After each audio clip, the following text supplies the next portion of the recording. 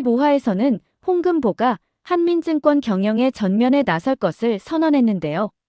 평소 홍장미를 무시하고 함부로 대했던 차중일이 어떤 표정을 지을지 상당히 궁금해집니다. 금융감독원의 윤재범과 남동기도 이 사실을 접하며 놀라는 모습을 볼 수 있죠. 윤재범은 역시 홍금보라며 그의 전략에 탄복하지 않을까 싶은데요. 금융감독원의 국장을 등에 업고 있는 홍금보가 어떤 전략을 구사할지 기대됩니다. 15화에서 한민증권의 주식은 하한가를 때리며 사정없이 곤두박질 치는 것으로 보이죠. 여의도 해적단이 현재 보유한 지분은 19%인데요. 여기에 강노라와 최인자 지분 14%를 합하면 33%로 강필범에 대적하는데 문제없어 보이죠. 강필범은 이를 막기 위해 VIP 비자금에까지 손을 대는 것으로 보이는데요. 송주란이 봉달수를 시켜 이를 출금하려는 것으로 보입니다. 그런데 송주란이 과연 어떤 선택을 하게 될까요? 쓰러져가는 한민증권을 끌어안고 있는 강필범을 도와 끝까지 그를 지키려는 노력을 할까요?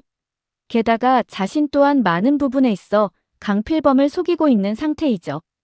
더구나 VIP 비자금까지 손을 댄 사실을 정치권에서 알게 된다면 한민증권은 걷잡을 수 없이 나락가게 될 텐데요. 결국 강필범에게 충성할 필요가 없다는 결론이 나오죠. 아마도 송주라는 강필범을 배신하고 이 비자금을 탈취해 도주할 방법을 생각하지 않을까 싶습니다. 그러나 이를 두고 볼 홍금보가 아닌데요. 강필범에게 송주란이 그를 어떻게 배신해왔는지 알리지 않을까 싶습니다. 예고편에서 홍금보는 최인자에게 자신 편에 설 것을 종용하는 것으로 보이는데요. 최인자는 자신이 왜 강필범을 배신하고 그쪽에 서야 하냐고 말하죠. 홍금보와 알버도는 강명휘의 죽음의 배후에 강필범이 있다고 말하는데요. 강노라 또한 강명휘의 뒤를 이을 수 있다고 압박할 것으로 보입니다. 알버도와 오덕규를 내친 것으로 보아 노라 또한 충분히 내칠 수 있는 강필범이라고 생각하는 거죠. 여기에 더해 15화에서는 홍금보 일행이 강노라를 납치한 사람이 송주란이라는 사실을 알게 될 것으로 보입니다. 결국 강명휘의 죽음과 강노라 납치 사건의 진실을 알게 된 최인자가 격분하면서 자신의 지분을 홍금보에게 넘기게 되지 않을까 싶습니다.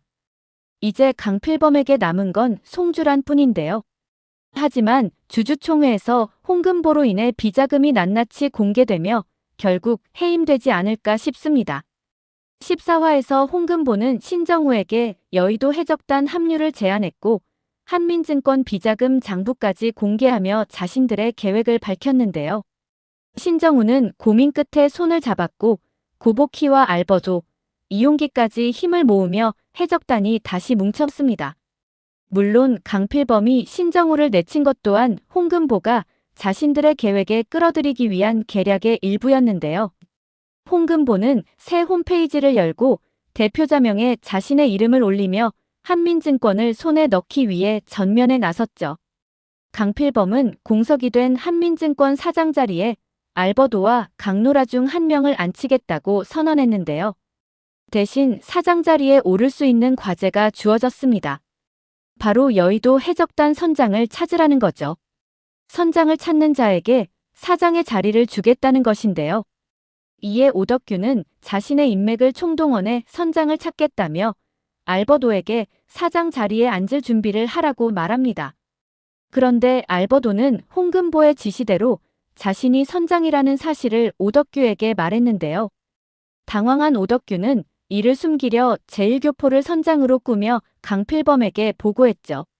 의심이 많은 강필범도 조사를 해본 듯하지만 결국 자신이 약속한 대로 알버도의 공을 인정해 그를 사장 자리에 앉히게 됩니다. 하지만 단 며칠도 앉아있지 못한 알버도의 사장 자리, 송주란에 의해 회사에서 쫓겨나게 되죠. 송주란이 오덕규를 감시하기 위해 그의 방에 녹음기를 설치했던 건데요.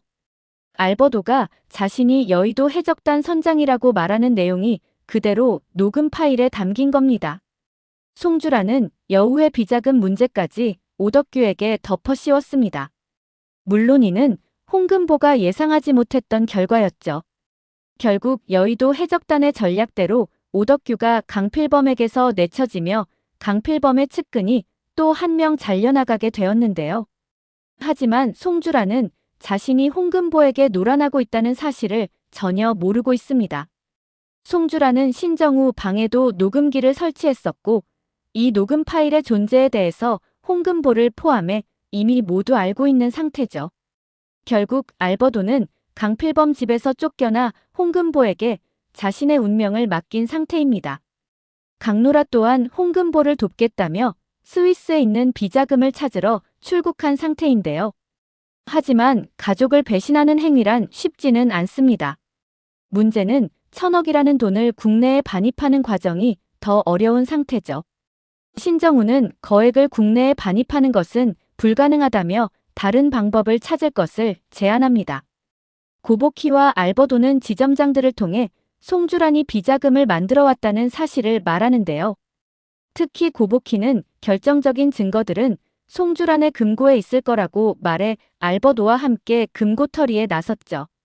예상대로 금고 안에는 차명 계좌와 인감 도장 등 결정적 증거가 가득했습니다. 해적단은 전 지점을 돌며 국내 비자금까지 탈환하는데 성공했죠. 강필범은 여의도 해적단이 한민증권의 주식을 사들인다는 사실을 알게 됩니다. 그 대표자가 홍금보라는 사실을 알고 송주란에게 그에 대한 조사를 지시하는데요. 그런데 강명희가 살아있을 당시 비자금을 조사하던 금융감독원 직원이었다는 사실에 놀랍니다. 하지만 여기서 한 가지 의문을 제기하죠. 한민증권의 주식을 사들이기 위해서는 많은 돈이 필요한데 그 출처가 어디냐는 것입니다. 순간 뜨끔한 송주란이죠. 그런데 그 순간 해적단의 신정으로부터 전화가 걸려오는데요. 그리고 자신들이 운용 중인 자금의 정체를 폭로하며 팩스를 확인하라며 선전포고를 날리죠. 문서를 확인한 강필범은 경악하며 쓰러집니다. 자신의 비자금 잔액이 0원이었던 겁니다. 한때 사위까지 생각했던 신정우가 현재는 자신에게 가장 위협적인 존재가 되어버린 거죠. 감히 자신의 비자금을 건드렸다며 가만두지 않겠다고 분노하는 강필범의 모습을 볼 수 있었습니다. 14화에서 강필범은 알버도의 말에 살짝 충격을 받은 듯 했는데요.